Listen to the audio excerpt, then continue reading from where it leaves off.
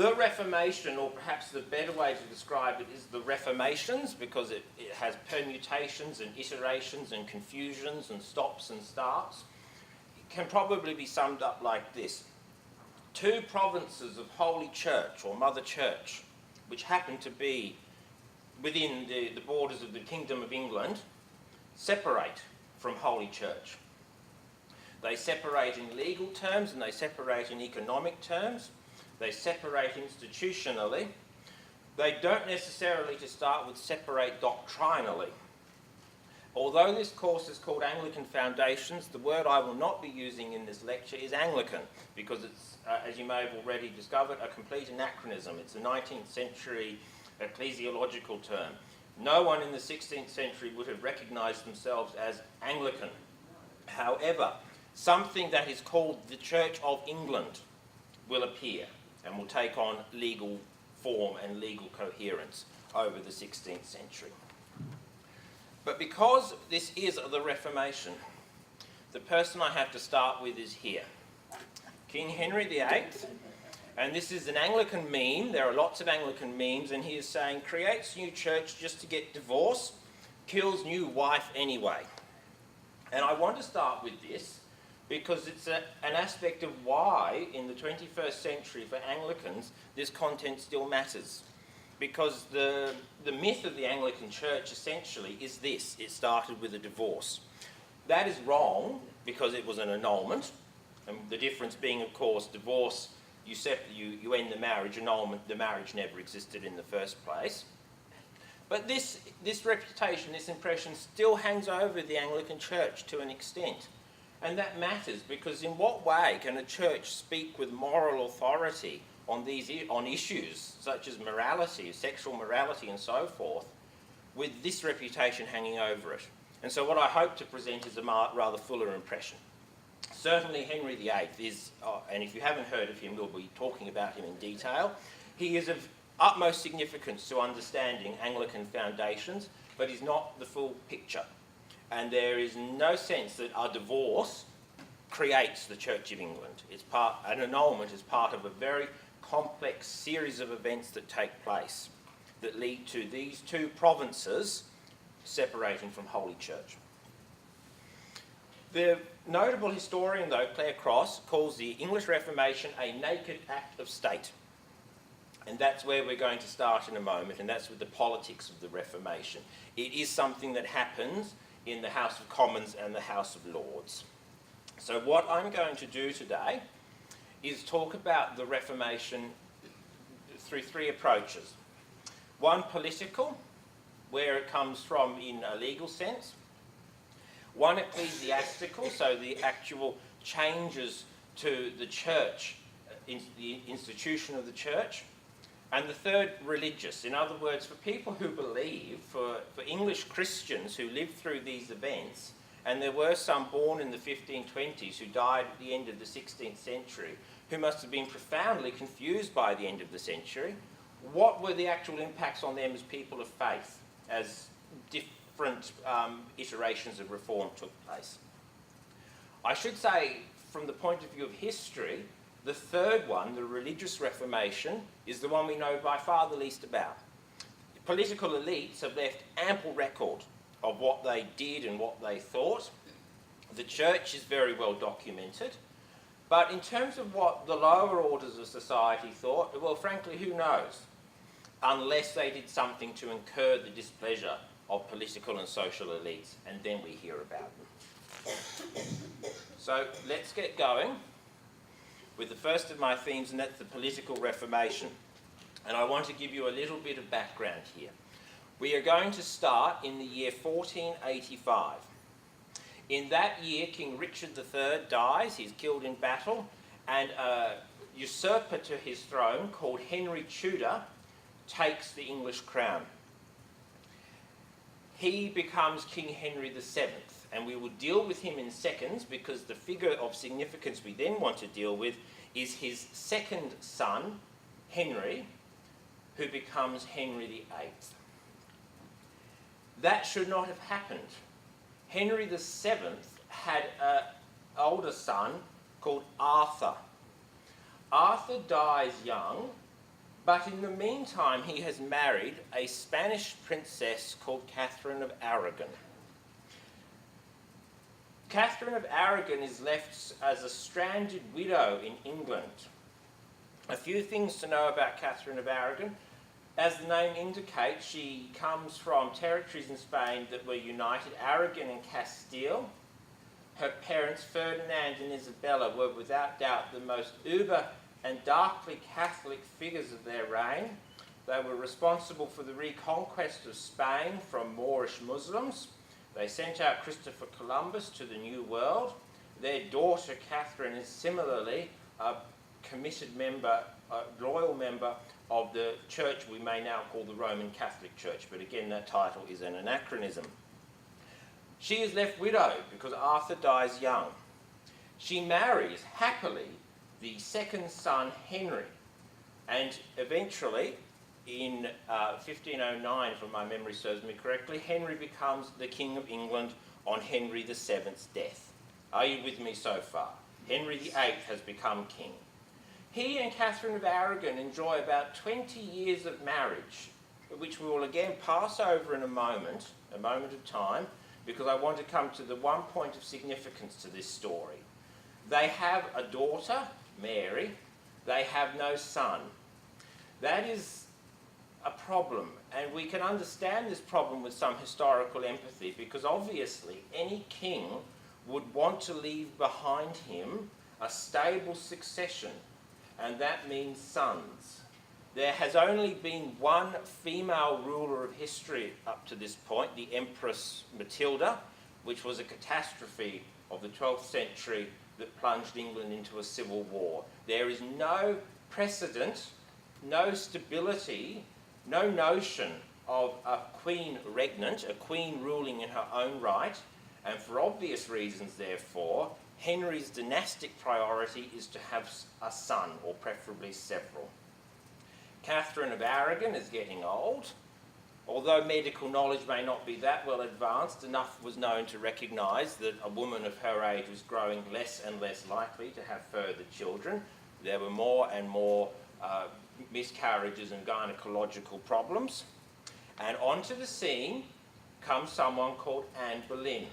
She is a courtier, a lady in waiting, young. Henry VIII's attentions transfer to her. Is this all starting to sound familiar? This is some of the best known aspects of English history, this moment when we have the three-way interplay between Henry VIII, Catherine of Aragon and Anne Boleyn.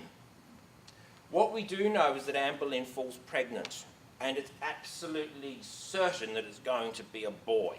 But hold that thought, because something else happens.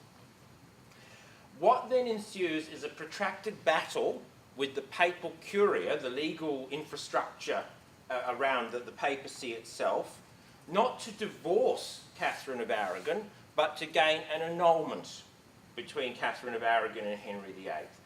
Again, totally understandable. There is not a moment's hesitation in Henry's mind that this would be an appropriate course of action, and indeed popes have traditionally been entirely obliging to European kings and magnates who need an inconvenient marital situation sorted out. This is not an unprecedented action for a 16th century king to be taking. Strenuous efforts are made to achieve this annulment, but there are several problems.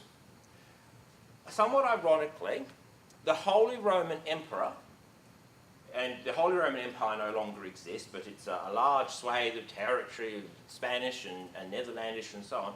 The Holy Roman Emperor, despite being the Pope's secular counterpart, has actually occupied Rome, sacked it and taken the Pope prisoner using Protestant troops. He happens to be a relative of Catherine of Aragon, and he stays the Pope's hand, and an annulment is not forthcoming. What transpires are manoeuvrings that occupy Henry VIII with various international strategies, at times allied with France against the Holy Roman Empire, at times allied with the Holy Roman Empire against France. Henry attempts to make his leading ecclesiastic, a man called Cardinal Thomas Wolsey, a papal regent. He tries to actually take over the Vatican but that attempt fails. He tries an alliance with France to declare war on the Holy Roman Empire. He attempts to make another one of his bishops, called Stephen Gardiner, a cardinal. But attempt after attempt to actually coerce the Curia into the annulment fails.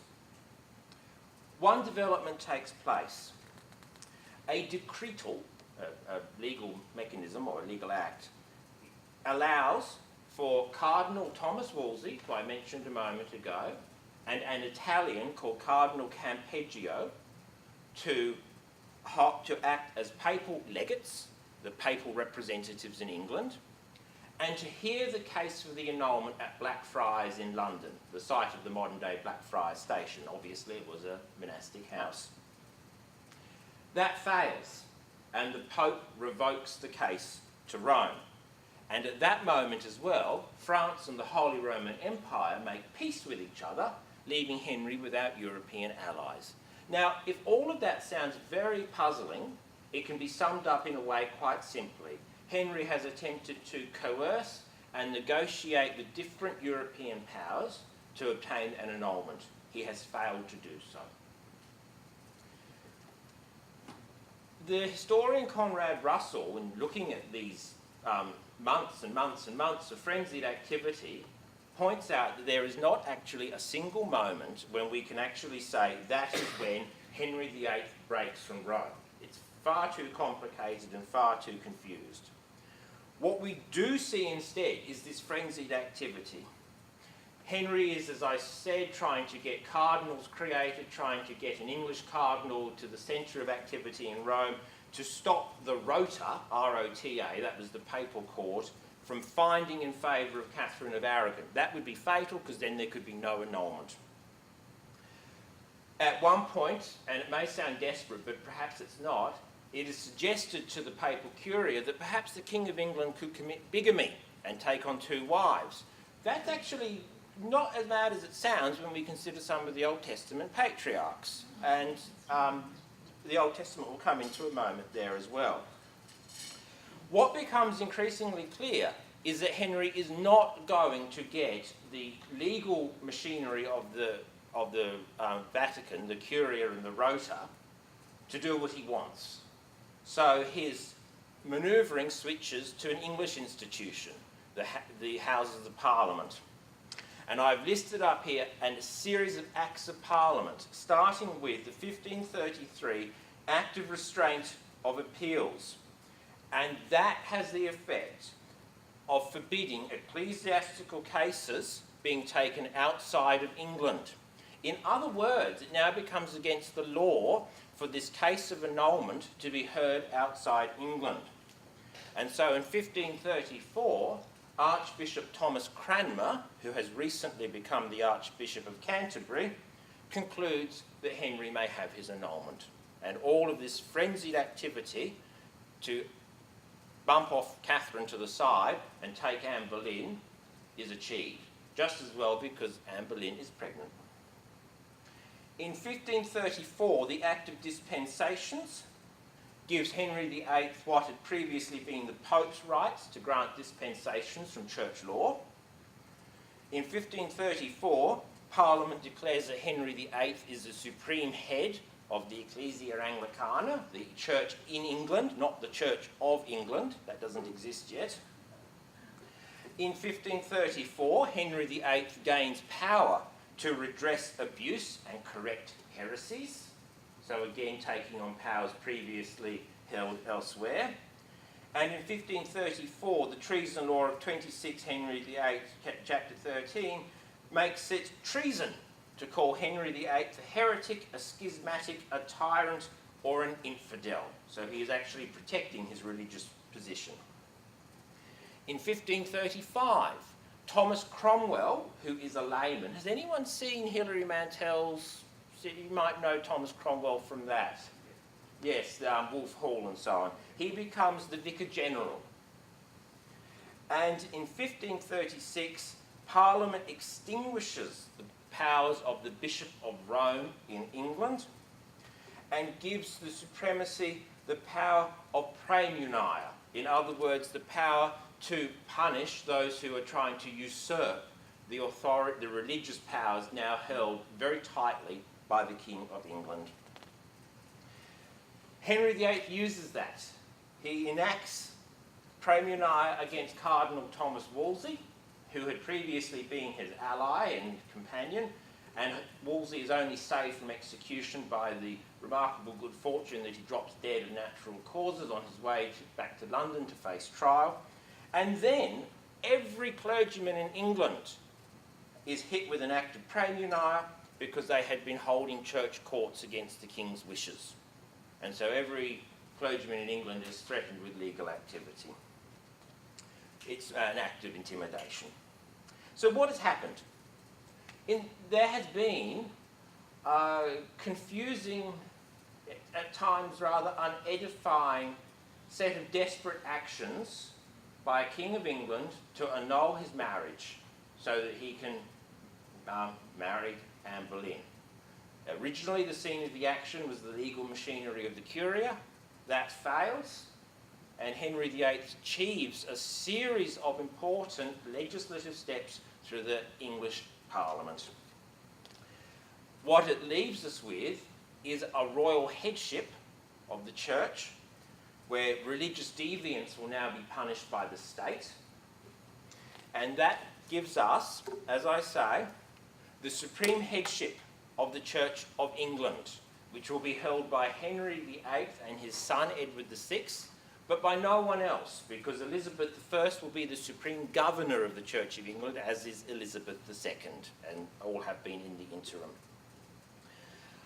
Now, what is happening in this time?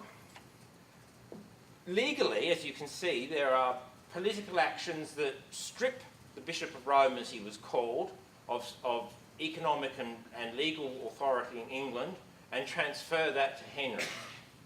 What else takes place? I mentioned that there is no such thing as Anglican in this era. Possibly a more appropriate term to use would be evangelical, in that there were within the Kingdom of England, putting aside all this activity about the annulment and Anne Boleyn and so on, there were people in England attempting to foster religious renewal of the church. And for a time, with his newfound and exciting powers as the head of the church, Henry VIII sponsors some of that. So in the later 1530s, after this series of legislation has passed, there are a number of signature evangelical actions. The break with the papacy is followed or is concurrent with the dissolution of the English monasteries, the destruction of some images in churches, some superstitious images. The 10 Articles appear in 1536, along with injunctions that reduce the number of saints' days in the church calendar. What is the significance of that? It is some reform of what were considered to be superstitious growths or corruptions of what should be a more purified form of Christianity. The efficacy of pilgrimages were also denied in these injunctions, so that medieval tradition of visiting the sites of certain saints and accessing their thaumaturgic power is brought to an end. The 10 Articles bring us back from 7 sacraments to 3 sacraments. And in 1539, a vernacular Bible appears, the so-called Great Bible. So all of these are, for a period, suggestive that Henry VIII is prepared to tolerate or even perhaps encourage some evangelical activity. That might have been as well, for another reason. Anne Boleyn had been certain she was going to have a boy. She did not. She had a girl who grows up to become Queen Elizabeth I of England. And as has been pointed out, the most celebrated woman in English history had her birth greeted with utter dismay, and her mother was executed shortly afterwards. Henry VIII requires a new wife. He finds one who also dies of natural causes on this occasion. So he needs another wife, and up to number 4. How many did he have, by the way? 6, that's right. Wife number 4 is the German Lutheran Anne of Cleves, and for a time given that he was spectacularly isolated from the Holy Roman Empire and the Kingdom of France, Henry was seeking an alliance with Lutheran German princes. And some of the evangelical reforms that I've just mentioned from the 1530s might have been associated with his courtship of that particular source of influence. That fourth marriage is a disaster, by the way. That moves us on to number 5, but it also perhaps moves Henry VIII onto pastures new of religion as well. And the 1540s, the latter part of Henry's reign, becomes something of a conservative reaction. In 1539, the Act of 6 Articles is passed, and it is described as the bloody whip with 6 cords. Why is that? Because if one denies transubstantiation, the central tenet of the Catholic Mass, that will result in death. 50 new powers are given to the church courts to combat heresy. A publication appears called The Necessary Doctrine and Erudition for Any Christian Man, which is called the King's Book because Henry VIII wrote the preface to it. It teaches transubstantiation, so it's a small o orthodox statement of Catholic belief.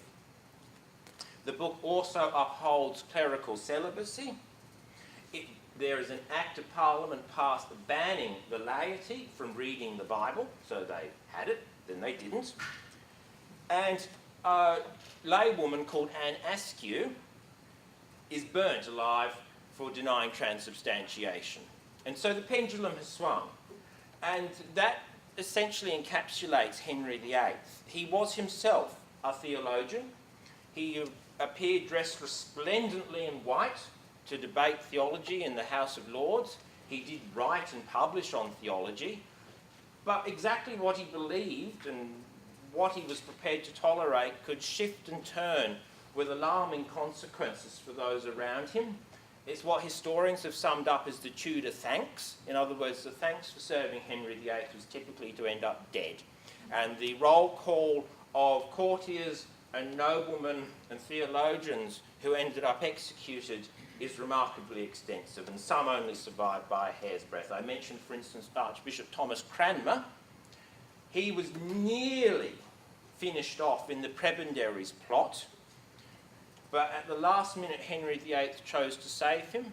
The night before Cranmer was due to be arrested, he was summoned to Henry's presence, and Henry told him, and we have a report of the direct speech between them. It's remarkable. Henry VIII told him he was a fool if he thought that his life was in no danger, and gave him a ring that was a token to protect him from arrest. But it was that close, and many others were not spared. So there is, by the 1540s, a much more conservative swing in English religion. Now, I mentioned Lutherans. Total misnomer. No German speaker would ever know what Lutheran meant. It's the Evangelische Kirche. But for us in the English-speaking world, by Lutherans we mean the developments that took place from Wittenberg onwards, prompted by Martin Luther. And I just mention him at this point because it's important to make sense of the politics as well. Clearly, as Henry VIII sought his annulment, as I said, there were clergy and their patrons in England who were anxious to achieve evangelical reform of the church, to purify, to free from corruptions and the accretions of the medieval church. But Henry VIII was the head of the church, but he was also the defender of the faith, as is Queen Elizabeth II. And Elizabeth II is defender of the faith because Henry VIII wrote a book defending the sacraments against the heresies of Martin Luther, and more or less wrangled that title out of the Pope. Luther, as you may know, in 1517, at the end of October, nailed the theses to a church door in Wittenberg, opening up debate about certain aspects of church teaching. That does not come out of a vacuum. Luther's background there, and likewise the English background, is a body of educated Catholic clergy anticipating reform of the church seeing that there were pastoral and intellectual and doctrinal problems with the church. There was new energy in aspects of the church. For instance, Erasmus, a noted scholar, was in England by 1511 and teaching Greek at the University of Cambridge. Teaching Greek, therefore, opened up new access to the New Testament. And by 1516, Erasmus had published a corrected text of the Greek New Testament, which gave to a very small intellectual circle a different view of what it said compared to the Latin Vulgate. There were also small groups of Lutherans at the two English universities, Oxford and Cambridge, and one of those was a man called William Tyndale, an Oxford MA, who had sought Henry VIII's patronage for a translation of the Bible. He was greatly influenced by Luther, and he authored a book called The Obedience of the Christian Man, and Anne Boleyn gave Henry VIII a copy because it's a statement on the importance of the godly prince, and so there is some intellectual background there to the headship of the Church of England. And in particular, Tyndale wrote on the importance of the subjects of the king or the prince giving their allegiance in body and soul. And that was a very congenial message to Henry VIII. But, as we'll see shortly, the church in England came to have far greater influence, other churches came to have greater influence on the Church of England than the Lutherans, and we'll be talking about the Swiss shortly. Tyndale, though, leads us to another point that I flagged a moment ago, and that's the translation of the Bible into the vernacular. That's considered the signature act of all European reformations. Luther put the Bible into the vernacular and so forth.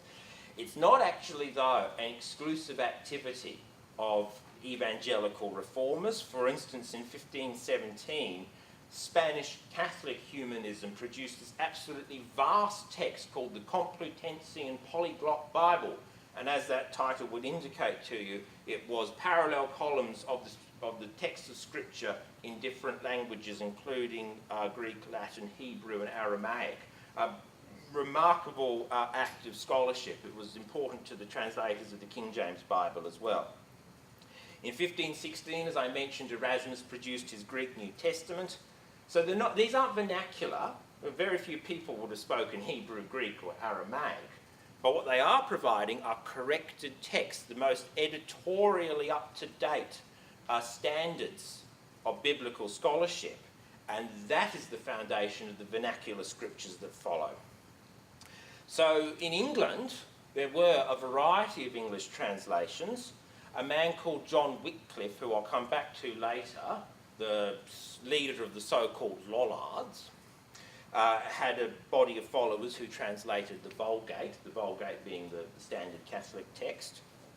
Tyndale, as you may know, had a strong desire, so he said that every ploughboy would know the scriptures, and that meant knowing them in English. The Old Testament was published in English between 1530 to 1534. Tyndale's translations were politically and officially forbidden. They're exceptionally rare now. I noticed with great interest, actually, that the new Bishop of London was consecrated recently, and she swore her oath of office on one of 3 surviving copies of original copies of Tyndale's translation, because they were burnt. And Tyndale's translations are also charming. One of his lines is, "The Lord was with Joseph and he was a lucky fellow." They're very homely. Tyndale is burnt, incidentally. There is figurative blood on his translation. Yet, his translation was of such quality that it forms the basis of the so-called Matthew's Bible, which had more official status. The Great Bible of 1539, which you can see there, also used Tyndale and another translator called Miles Coverdale, whose Psalms are the Psalms in the Book of Common Prayer. That Bible, the 1539 one, was officially authorised, and within the space of about 6 years an astonishing transformation has taken place of burning Tyndale to actually authorising the English translation of the Bible. And Tyndale is likewise at the foundation of the King James Bible as well. In the meantime, there was another one, though, called the Geneva Bible. That is the Bible that Shakespeare knew. It was the Bible of many English churchgoers, more so, it predates the King James Bible. A later English king, King James I himself, called it the very worst of translations, not because of the text of the scriptures, but because of all the editorial notes that were occupying the margins that said seditious things about kingship. And that Bible, in turn, is supplanted by the King James Bible. But Henry VIII's reign does give us an authorised set of vernacular scriptures. Okay. Another point to make about Henry VIII's Reformation is that it was an economic act. I mentioned a moment ago, just in passing, something called the dissolution of the monasteries. It doesn't exactly happen because of the English Reformation, it happens during the English Reformation. It is the destruction of monasteries, convents, friaries, and all other types of enclosed religious life, largely for the money. Cardinal Thomas Wolsey had dissolved monastic houses because he actually created something called Cardinal College in Oxford based on their revenues. That is now Christchurch College, Oxford. Henry VIII's dissolution of the monasteries occupied him from 1534 to 1540, and as a king who was fighting frequent wars with the Scots, the French and others, it brought him vast revenue. Valuation of the English monastic properties was called the Valor Ecclesiasticus.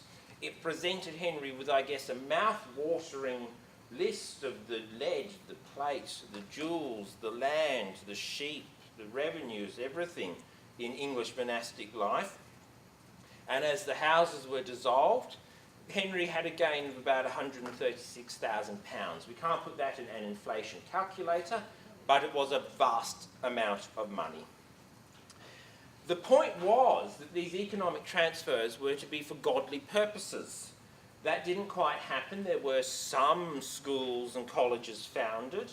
There were the Regius professorships at Oxford and Cambridge, but most of the revenue of the monasteries did not flow into godly or religious purposes. They went to Henry and a few great magnates. 6 new bishoprics were also formed: Oxford, Chester, Peterborough, Bristol, Gloucester, and the odd man out, Westminster, which only lasted for about 10 years. But very, very little happened economically during Henry VIII's reign to further religion. Most of it was pocketed by him. Okay, so those are some of the politics of reform. Let's now think about the ecclesiastical impact of Reformation to the structures of the church, to the liturgy of the church, and so on. Henry VIII dies in 1547, and he is succeeded by the son of his third wife, Jane Seymour, and that son is King Edward VI. Jane Seymour died very shortly after giving birth to him. He was a small boy, and he was a small boy who knew his own mind. He has left behind a diary which has been preserved and edited and published, and in it the little boy wrote with remarkable composure and presence of mind about all the different people around him getting executed. And one entry is, this morning my uncle the Duke had his head cut off, or words to that effect. He was a boy who coped with great composure as various acts of treason and disaster unfolded around him. He was a brilliant scholar. He had superb tutors. He had a remarkably fine mind. Those around him hailed him as Josiah. He was going to purify the temple. And those who brought him up, which included Thomas Cranmer of Canterbury, had brought up an ardent evangelical.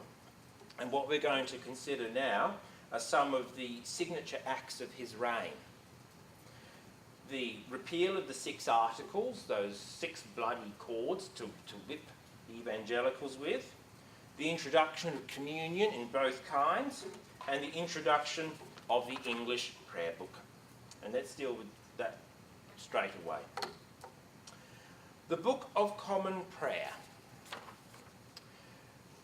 There had not been a vernacular liturgy introduced in the reign of Henry VIII.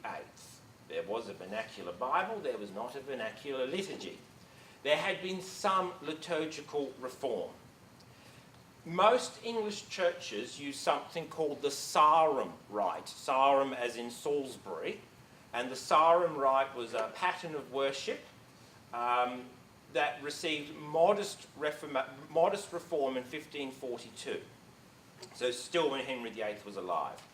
Also in 1542, Convocation, the church's parliament you could call it, had appointed a committee to consider the reformation of the service books. In 1543, it was ordered that one chapter of the English Bible could be read out loud on Sundays and holy days after the Te Deum and the Magnificat. And in 1544, an English litany for processions was introduced. So there were small steps towards introducing English language parts into worship. Under Edward VI, however, this liturgical reform moved very quickly. Shortly after he came to the throne, royal injunctions, because remember this is a church in England now very firmly under the control of monarchy, royal injunctions ordered that the epistle and the gospel were to be read in English.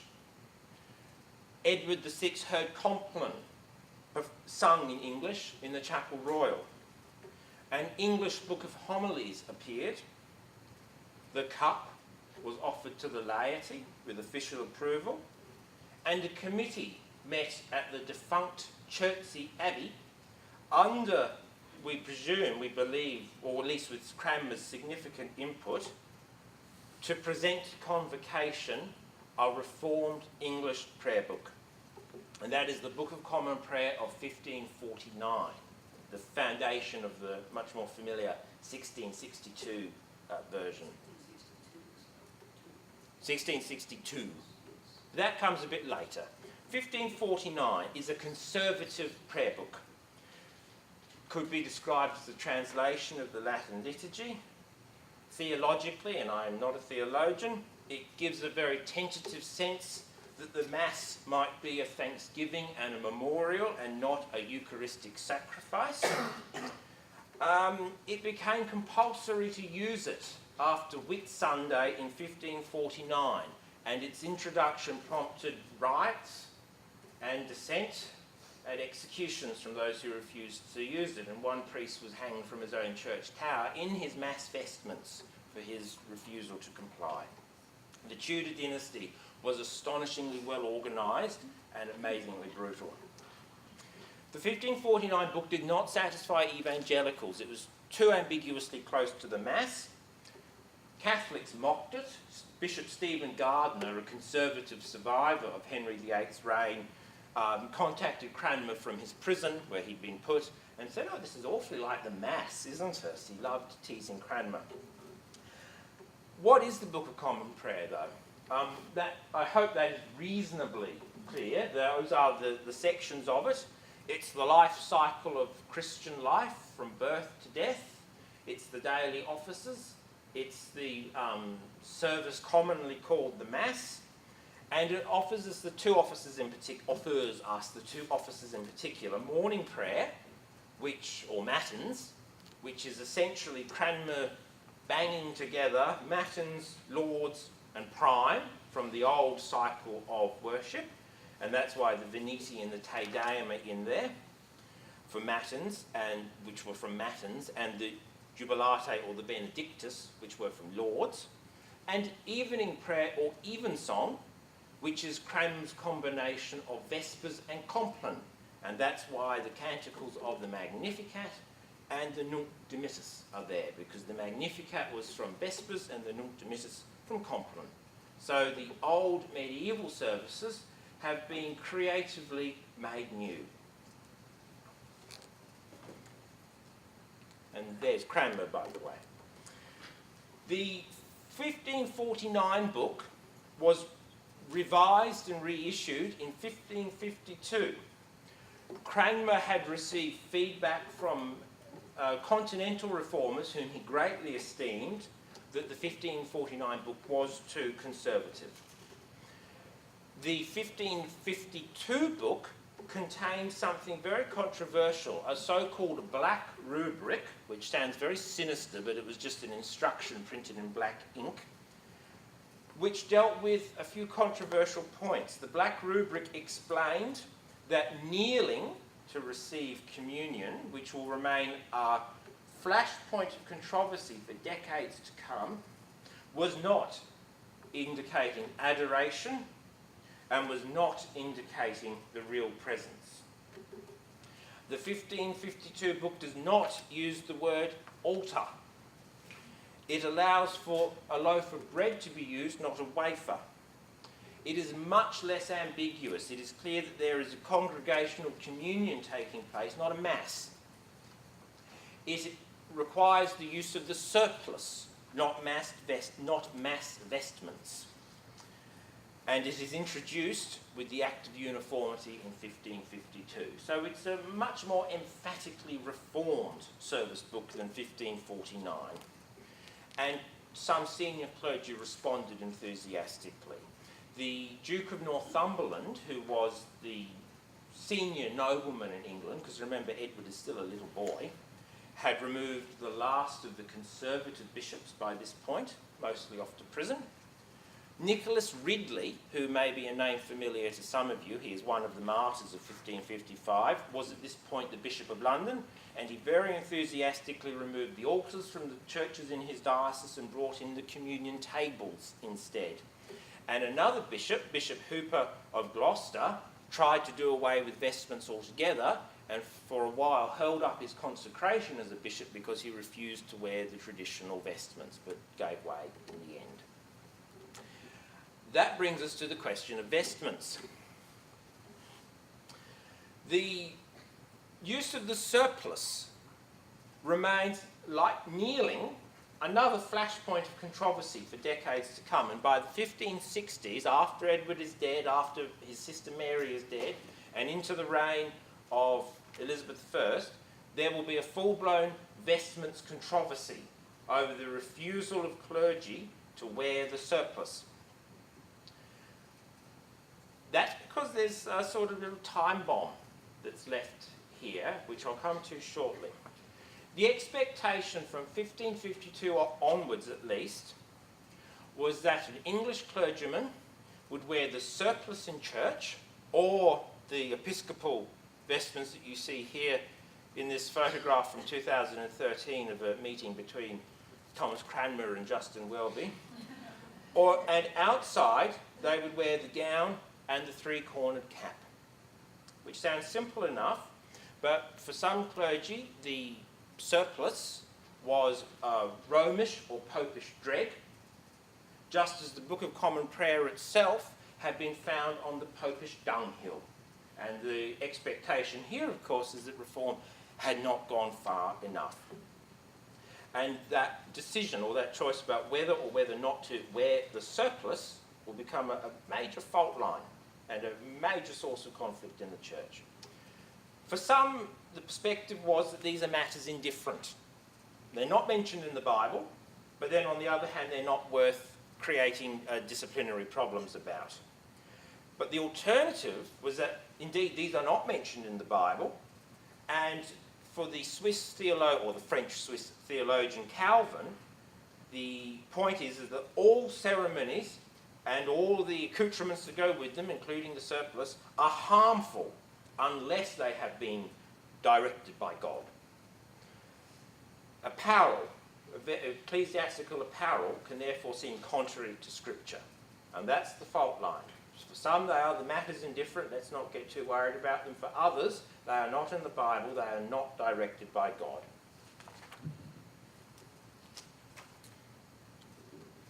Okay. That's what people were concerned, therefore, with the words, the actions, the externals Another point that I want to mention, though, what is lying behind these externals, what is being signified here. And I move on to this point with very great tentativity because, as I mentioned a moment ago, I am not a theologian. The ecclesiastical reformation, though, the changes to the church that we primarily see taking place in the reign of Edward VI, will obviously have implications, because there is a new prayer book, on what is being taught about what happens during the Eucharist. This is a point of distinction where we can clearly see the medieval church has been changed into something different. So, what does the Lord's Supper become in the Book of Common Prayer? For a start, some backstory here. After the death of Henry VIII, many continental theologians began to arrive in England. They would not have been welcome during Henry's reign. They were exceptionally welcome during the reign of Edward VI. These are not Lutheran or German theologians. These are Swiss theologians from Geneva and Frankfurt and other centres of Reformed but Calvinist religion. They bring confusion with them. What was taught by, for instance, the Zwinglians in Zurich was not taught by Martin Bucer in Strasbourg. So just because we can say they are continental theologians does not mean they all agree with each other, especially on the central question of the Lord's Supper.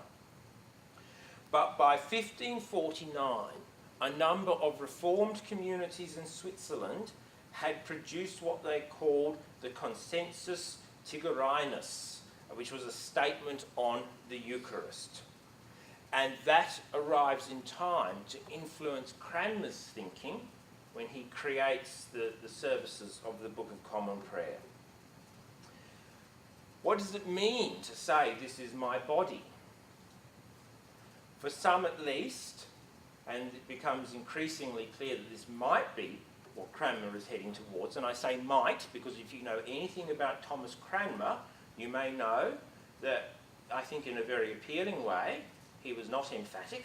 He could change his mind, and as I'll discuss in a moment, changed his mind quite dramatically at the last moment. Does it mean, though, that the actions are figurative and symbolic? The faith is not locally confined, so it's not just in the bread and the wine, but when a Christian eats and drinks, it increases their spiritual feeling. There are two levels of experience, an earthly and a carnal, an inward and a spiritual. Christ remains bodily in heaven, not in the bread and the wine. He is present sacramentally. That is all of influence from Swiss theology, not Lutheran. The Lutheran stance is consubstantiation, not transubstantiation, but consubstantiation. So it's bread and wine and the body and blood of Christ all at the same time. The English stance moves towards the notion that Christ is sacramentally present. But Cranmer does not leave things with great clarity behind him. Now I move on from that because, as I say, I don't know much about theology. But the Book of Common Prayer, incidentally, is not going to be used in with particular Eucharistic emphasis. Communions might be held 4 times a year, but the pattern of worship in English churches will become based around the daily offices of matins and evening prayer. The Eucharist, the Lord's Supper, the services of the prayer book are there to be used in churches. And also during the reign of Edward VI is the so-called, what Catholic historian Amon Duffy calls the stripping of the altars. The physical spaces in which worship takes place start to look different. Perhaps you mentioned some of this in your previous lecture with the layout of a medieval church. No, I didn't do the layouts. That's okay. Very briefly then, a medieval English church will have looked remarkably different. Even if we visit today a surviving medieval structure, What you see inside is not what a medieval worshipper would have seen. There would have been colour everywhere, wall paintings, statues, enclosed spaces, multiple altars, many priests celebrating different masses. Not a space for congregational worship and not an auditory space either, not one designed for preaching. So the so-called stripping of the altars is the purification of the interior of churches. And again, that is something which is Swiss. A Lutheran church or an evangelical German church, they remain quite sumptuous. Lutheran worship remains quite sumptuous. But in England, the lime wash goes over the wall paintings. Chantry chapels and chantry altars are dismantled.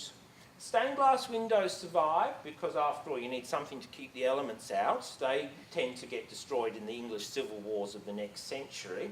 But the colour, the enclosure and the mysterious spaces of an English parish church give way to a whitewashed, simplified interior where it is intended the minister of that church will be seated somewhere visible and audible, where he will be heard speaking in English. The altars will be removed, and in their place come these rather quite charming wooden communion tables. And from the mid-16th into the 17th century is a great age as well for the construction of pulpits.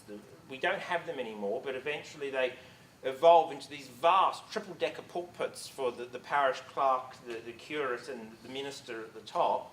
That's actually a Jacobean pulpit there. That's slightly later than my period. But English churches centre themselves around the pulpit. The communion table is not railed off, and it is brought out for when communion is to be celebrated.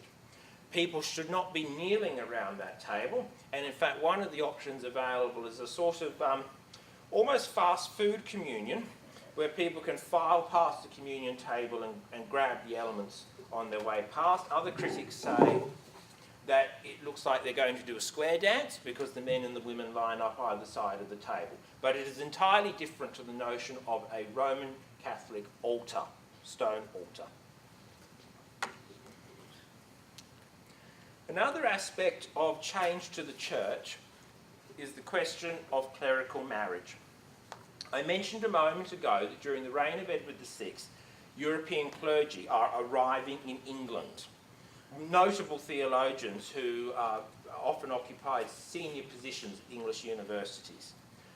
There was already a European precedent for Reformed clergy to take wives, most of all Martin Luther, who married Catherine von Bora, who was a former nun. Thomas Cranmer also married, but his wife was subject to very ribald rumours. It was suggested that he kept her in a closet or kept her in a box or kept her in the chimney piece because Henry VIII did not approve of marriage. The marriage was hidden, it was secret. 6 articles, remember the Act of 6 Articles for bad clerical marriage, which was ironic because the Archbishop of Canterbury had a wife.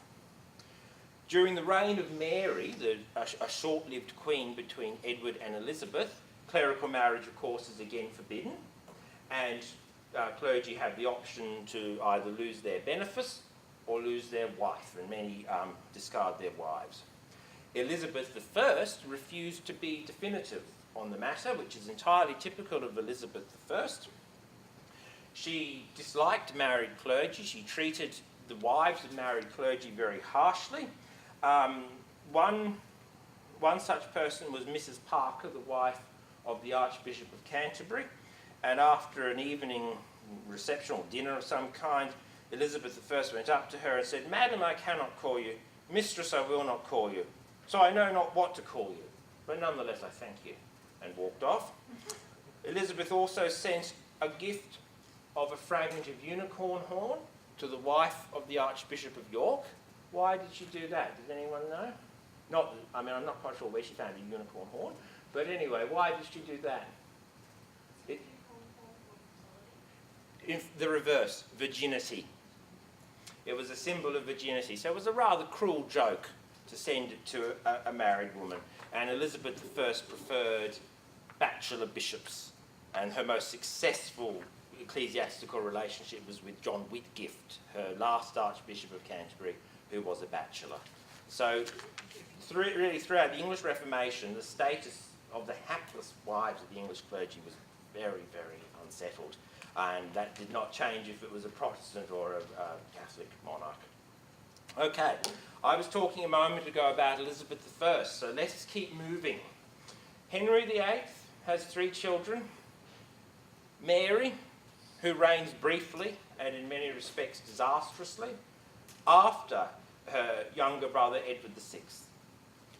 Edward VI dies in 1553. Mary dies in 1558 after a short-lived attempt to revive papal authority and Catholicism in England. Elizabeth I, as she will become later, comes to the English throne in 1558. Like her brother, she was brought up and educated, brilliantly educated, there is no doubt she had a superb mind, by evangelical clergy and tutors. Thomas Cranmer, who was executed during the reign of Mary, was her godfather. One point of significance about Mary's reign is that her reaction had 2 implications for evangelical clergy. They either died or they left, and a very small number lived sort of in obscurity, like Matthew Parker, who became the Archbishop of Canterbury. Some died. Nicholas Ridley, who I've mentioned, went to the flames in 1555 alongside another bishop, Latimer, and that's given us some of the best-known quotes of the English Reformation. Latimer died saying, "Be of good cheer, Master Ridley, and play the man. I pray by God's grace we shall light such a candle as shall never be put out." And Ridley, who was on the other side of him, the other side of the stake, alas, was there saying, "God help me, I cannot burn, because someone had tried to quench the flames, and instead it merely delayed his agony. So there are some tragically but robustly gory stories collected in something called Fox's Book of Martyrs, which I'll come to later. Cranmer dies in 1556, again at the stake. He had recanted his heresy, and at the very last minute, of course, being Cranmer, changed his mind, returned to the faith that he had in the Reformed Church, and thrust his hand into the flames, the hand that had signed the recantation. And all of this is captured in glorious detail in Fox's Book of Martyrs. Other clergy go into exile, and that's important. Where do they go? Frankfurt, Basel, Zurich, Geneva, all these centres of Reformed theology. Not Lutheran, but Reformed and often Calvinist theology. The exiles do by no means all agree with each other. For some, the Book of Common Prayer should be used. It's been hallowed by the blood of Cranmer. For others, it's too like the Popish Mass.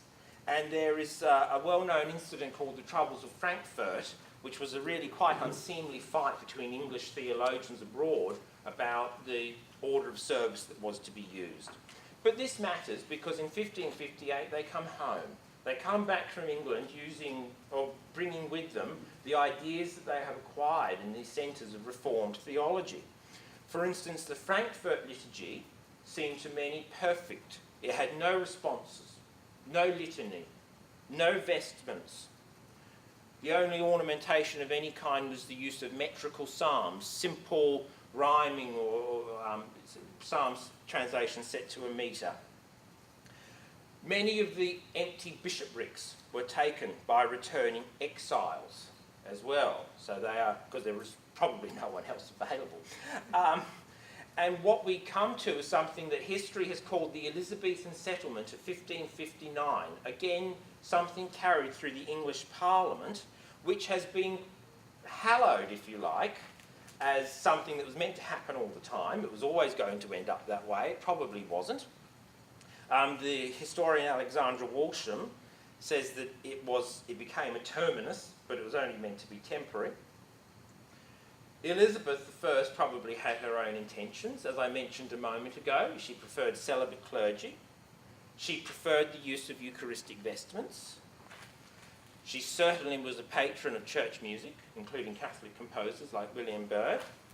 And in her own private chapel, she had a silver crucifix on her altar, which caused a European-wide scandal.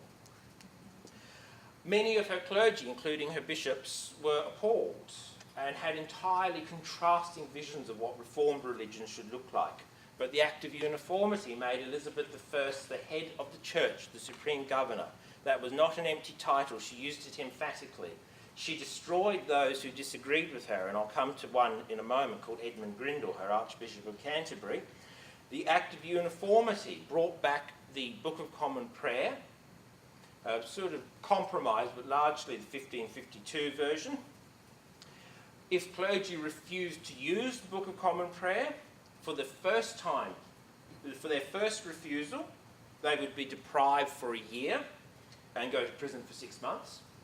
The second time they refused to use it, they would be deprived of their livings permanently and go to prison for 1 year. The third time they refused to use it, they would go to prison forever. And that's in the Act of Uniformity. If someone attacked the Book of Common Prayer, spoke against it, they would be fined 100 marks, which was £66, 13 shillings and 4pence, and that's a considerable sum of money. And the Act of Uniformity enshrines the role of the prince, the supreme governor of the church, to command on things pertaining to worship, with advice of the clergy. And Elizabeth I, I suspect, had not a moment's doubt that that was exactly what she was entitled to do. So the Elizabethan settlement is a peculiar thing. It now seems permanent, but it was probably not intended to be that way.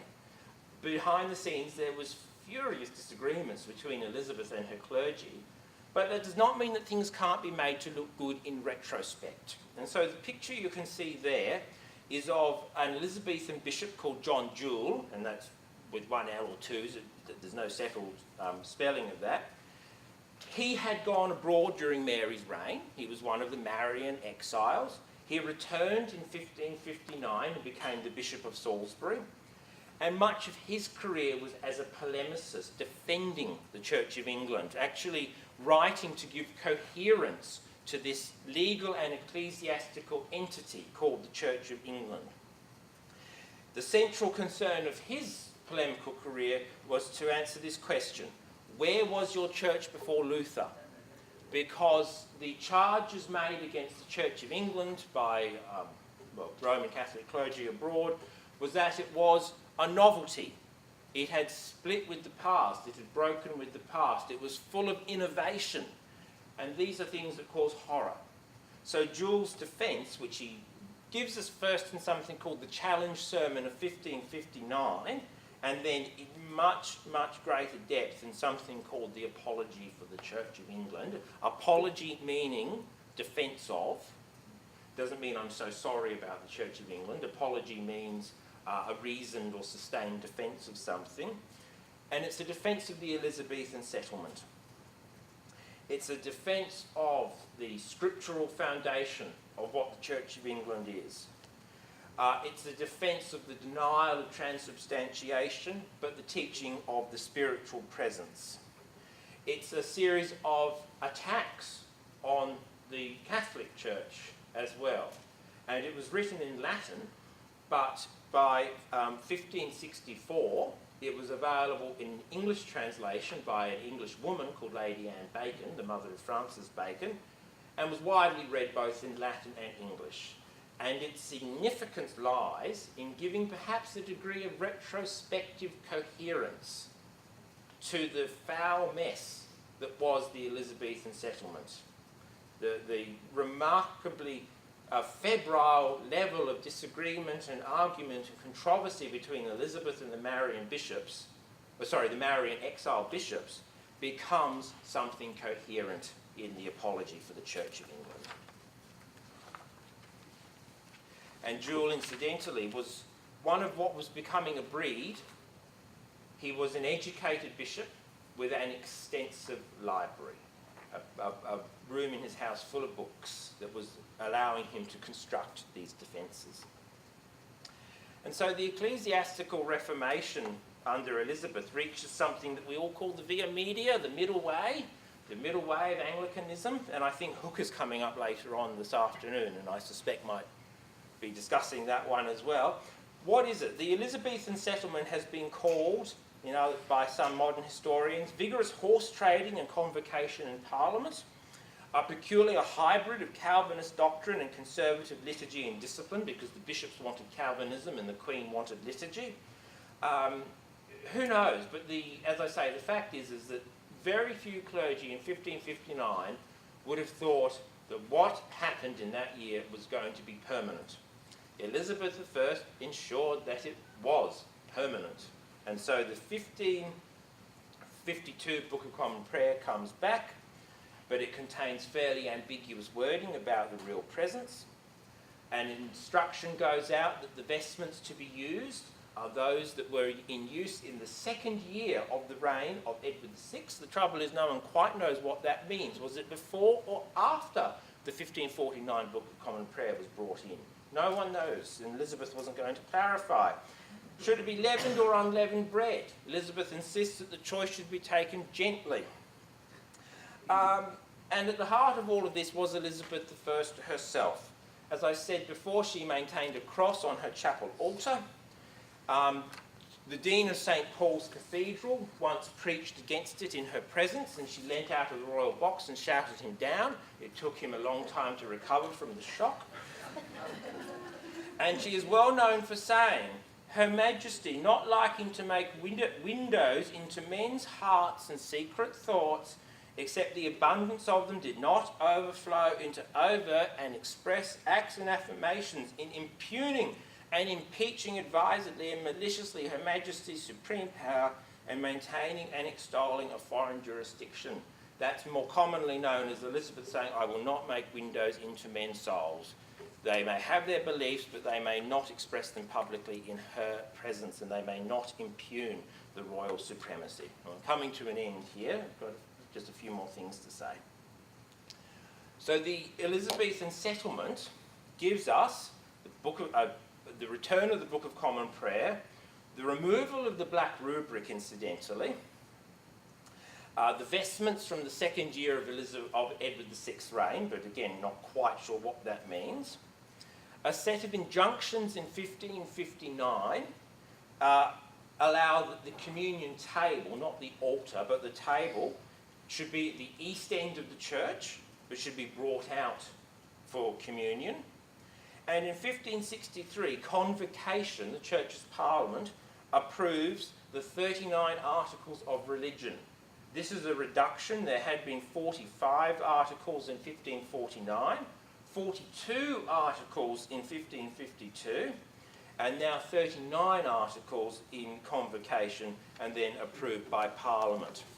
What are the core themes of the 39 articles? Has anyone ever read them? I hope everyone has, especially the students in formation, whoever they may be. They denounce purgatory. They denounce the Mass. They uphold the Pope as being in error. And in Article 17, they speak of, as the godly consideration of predestination and our election in Christ is full of sweet, pleasant and unspeakable comfort to godly persons and such as feel in themselves the working of the Spirit of Christ, mortifying the works of the flesh and their earthly members, and drawing up their mind to high and heavenly things, as well because it doth greatly establish and confirm their faith of eternal salvation to be enjoyed through Christ, as because it doth fervently kindle their love towards God. So it's a statement on predestination.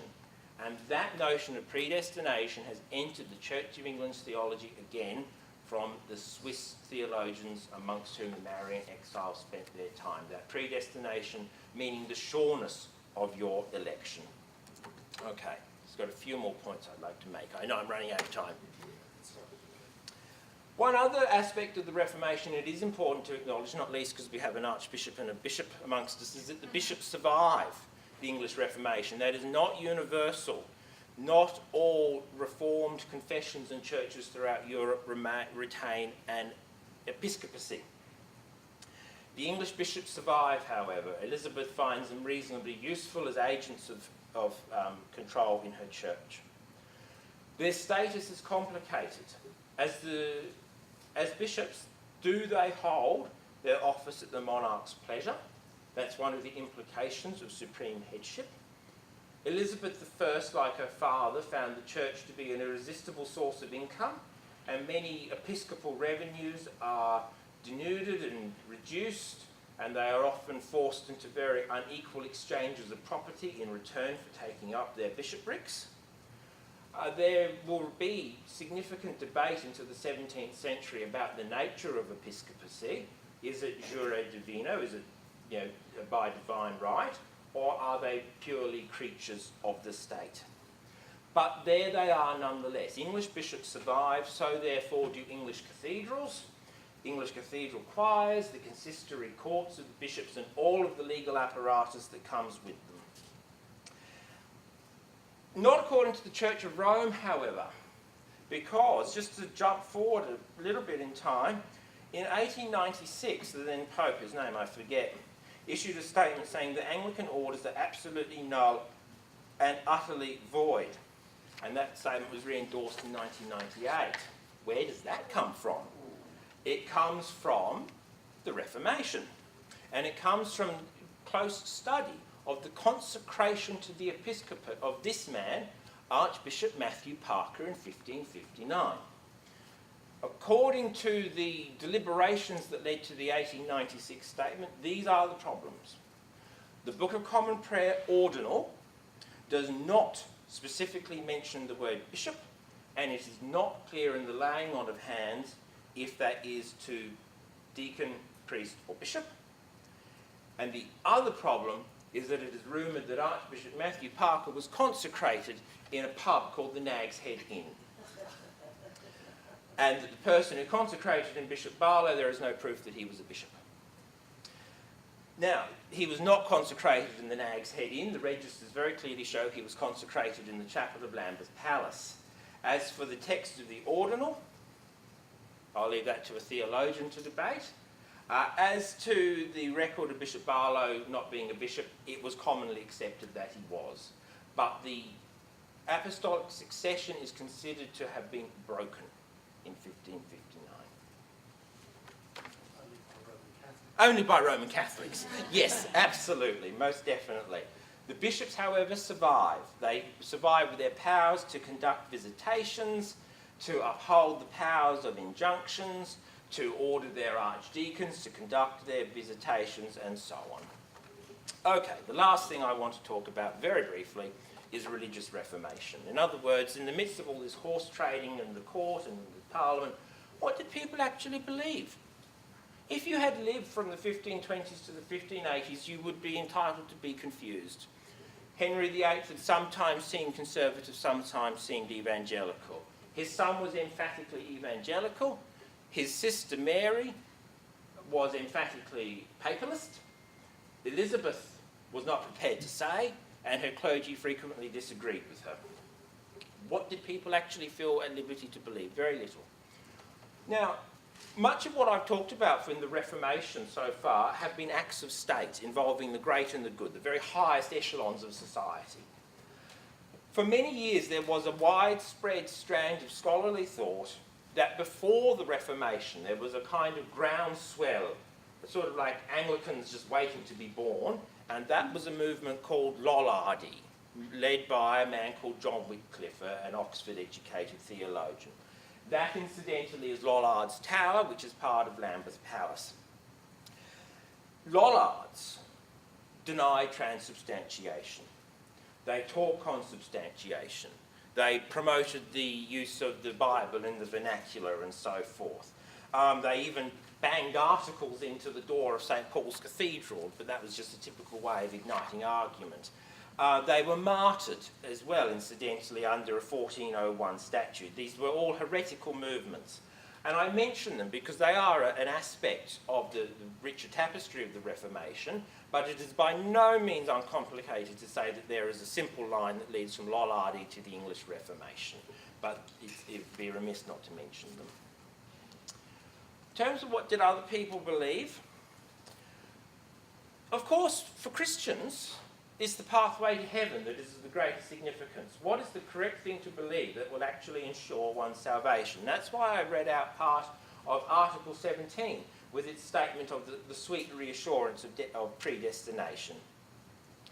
One casualty of the English Reformation was purgatory, because that, meaning that sort of intermediate stage where your soul will reside and masses and so forth will get you out of there faster, was legally abolished. The Homily of Salvation of 1547 contains certain points about how necessary justification is. Faith does not exclude repentance, hope, fear and love, but justification by works is not a means to salvation. And that's a statement that would find consensus across many Reformed communities. Richard Hooker would write that Christ has merited righteousness, for as many as are found in him God findeth us. For if we be faithful, for by faith we are incorporated into him. Another theologian, John Davenant, works are not the cause of our justification, but the appendage. So in other words, the consensus is emerging of not by works, but by faith. And that is a statement of European-wide significance. Last point. Afternoon tea is on its way. One last point. England did not become instantly reformed. So let's not think that for a moment. With processes of reform and counter-reform and reaction and counter-reaction and so forth, who believed what was very uncertain. The pace of reform was different in terms of geography. For instance, Lancashire and Yorkshire remained probably Roman Catholic strongholds much longer than areas such as Suffolk and Essex. And as a consequence, one of the chief concerns of the English Reformed episcopate was to have a strong, educated, graduate preaching clergy. And one of the most important implications of the Reformation was exactly that, to build up a body of educated, graduate clergy who could preach Reformation to people. Elizabeth I did not like that idea. Her tolerance was very low when it came to sermons. She interrupted them. She thought that the Book of Homilies was quite sufficient. And that brings me to the point I want to make about this fellow here. That is Archbishop Edmund Grindal. He was destroyed by Elizabeth. He ended his days as a blind, harried man under threat of, possibly execution, because he was the patron of something called the prophesyings. The prophesyings were exercises of clergy, perhaps possibly moderated by a bishop, who would practice their sermons. To Elizabeth, this seemed remarkably dangerous, uncontrolled, and she ordered her Archbishop of Canterbury to stop them. He refused, and he wrote her a letter, and I can sort of understand why she lost her temper. He said to her, "But surely I cannot marvel enough how this strange opinion should once enter into your mind, that it should be good for the church to have few preachers. Alas, madam, is the scripture more plain in any one thing than that the gospel of Christ should be plentifully preached, and that plenty of labourers should be sent? The Lord's harvest being great and large standeth in need, not of a few, but many." And Elizabeth suspended him from office. She sequestered him. She threatened to pursue with all kinds of dire legal implications against him, and he died still sequestered and suspended from office. But his concern had been to build up that preaching, godly, educated ministry. In the north of England, the situation was different. The archbishops of York were able to get away with their exercises, their prophesying and their preaching, largely because it was near the Scottish border and because Catholic recusancy, the number of Catholics refusing to attend a Church of England service, remained high. But I wanted to end with Grindal because I don't have a sort of final point to make, here ended the Reformation, because I don't think it has ended. What I wanted to say, though, is that Grindal demonstrates to us these enduring tensions between how much reform, how little, had it gone far enough, had it gone too far. There are, all the way through, I think you'll have noticed in what I'm talking about, contrasting views on what should be the extent or the limit of Reformation. But we end with Grindal because he was ardently attempting to build up that preaching ministry, ardently attempting to ensure that there were educated clergy able to convert as yet unreformed pockets or aspects of the English people, and it ended in his disgrace, because there are these very, very sharp tensions that run through the Reformation. All right, well, we'll leave it there. Thank you very much indeed. Oh, my pleasure. Yes, I certainly am. I actually had a question for you, everyone. I passed over my last slides. I've got a question for you. No, there's no Holy Trinity Brompton, although I understand why you would have said that. Any thoughts? I just wanted to be a little bit contrary here. The fastest growing congregations at the moment, evensong, in parish churches, using the Book of Common Prayer.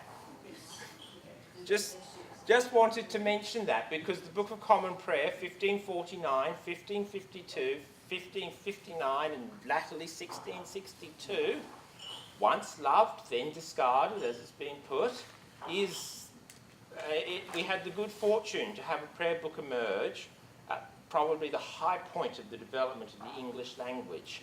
And I found it very interesting to read that, indeed, cathedral evensong certainly are enduringly popular, but cathedrals have had their populations rise. But I read a short while ago, even in smaller churches, evensong attendance is growing, attracting people who might otherwise never enter a church, and bucking the British trend in declining congregations.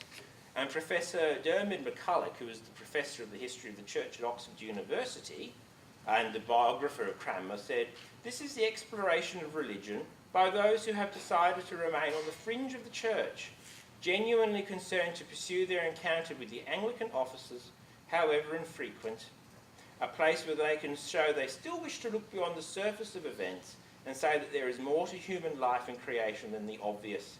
That home has been bequeathed them by Archbishop Cranmer," which is a nice point. I just found that growth very interesting. I'm happy to take any questions. Yes. Well, now, to what do you attribute the growth in evensong? Is it, my mind immediately thinks there's a longing for courtesy and politeness, and you find it kind of interesting, those dramas on TV out of Jane Austen, going back to a gracious lifestyle. That's right. And evensong comes out of that with its kind of very polite, courteous, and subtle way of actually worshipping God. But also they say young people these days are looking for that transcendent dimension. Yeah. And I sometimes think with our current liturgies, they lack that transcendence, that sense of transcendence. Instead of worshipping God, who is God or transcendence, we worship Jesus as our mate, and which is okay. But is that the reason why evensong? I don't know. I think it may be important to understand that language. That language was archaic in 1549. It was archaic in 1800 when the Book of Common Prayer was still used. It was archaic in 1900 when it was still used. It has never intentionally been modern. It was always sonorous, dignified and old-fashioned. And for me there is something quite mystical in just spending an hour to 45 minutes talking to each other in Elizabethan English.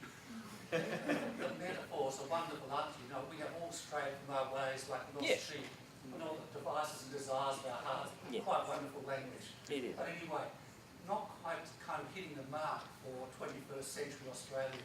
People who go and watch the football.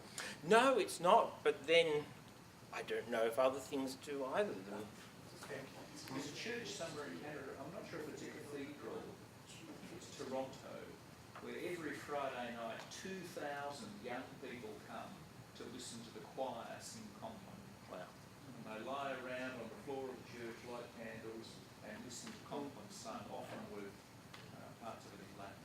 Wonderful. There's a story from that from Perth in St George's College, where the chaplain struggled to get people to come to worship on a Sunday at all. And then they got a new kind of choir director. This only happened about a year or so ago. And the choir director started a choir of choristers from St George's College. And he wanted the choir to put on a bit of an event. So he said to the chaplain, "Do you mind if we do Compline midweek?" And just to get numbers, they would make it compulsory for all the first years to attend Compline for the first occasion. It was part of their orientation week. So the St George's Chapel in the college is not very big, but all the first years went there. It was about 9 o'clock at night, all by candlelight. The choir sang Compline and Let It, and at the end everybody went out. Next week it was voluntary, and they reckon they got about 60% of the first years coming back. And it's remained at that level since. Wednesday nights, Compline. Incredible. Australia. Do you think that's partly that people don't want to, like it's a desire to not participate, to be an audience rather than a congregation? I mean, with the, you know, the stuff in Toronto, with the choir singing, you're just exposed to an experience, but you don't have to actually contribute in any way. And I just wonder if that's part of the attraction, and it has something to do with really modern ways of thinking. I don't know, but that's just one of my theories. You don't have to do anything, after all. Well, no, except absorb it and let it have some effect on you if you want it. That's right. I mean, our worship is meant to be very participative, which is quite a contrary ethos to even, well, I mean, I suppose even song's a bit participative. A bit, but not in that same degree. Well, it is, because you participate by attending. It's like looking at paintings. You look at the painting until it starts to speak back at you. That's the way you participate in paintings. Same with evensong. Okay. You sit there and you watch and listen, you attend. But then when the liturgical revolution came through, they interpreted participation as doing things. Yeah. And I think we've lost something. Anyway, that's liturgical theology, which is next year. The generation is kind of missing. The millennials, they're often seen as very cynical, and so that would seem very paradoxical that, you know, you've got these people going to things like Compline and evensong. But my experience as a millennial is that it's not general cynicism, but a suspicion of empty celebrity, a suspicion of empty authority, of things that are just there to keep on going for power. But I think things like that are done, such as Compline and evensong, they're very, very fancy in a way, but they're also very genuinely earnest. I think I'm probably a little bit too old to be a millennial, but what I would also say is that there was a bit of a movement of let's get down with the kids and talk to them in their own way. I think that failed dismally. Drives young people away in droves. Yeah, you're right. It's patronising. Yeah. It's don't talk to me. It's like don't talk to me copying the way I talk. Talk to me earnestly, genuinely wanting to engage with me. Yes.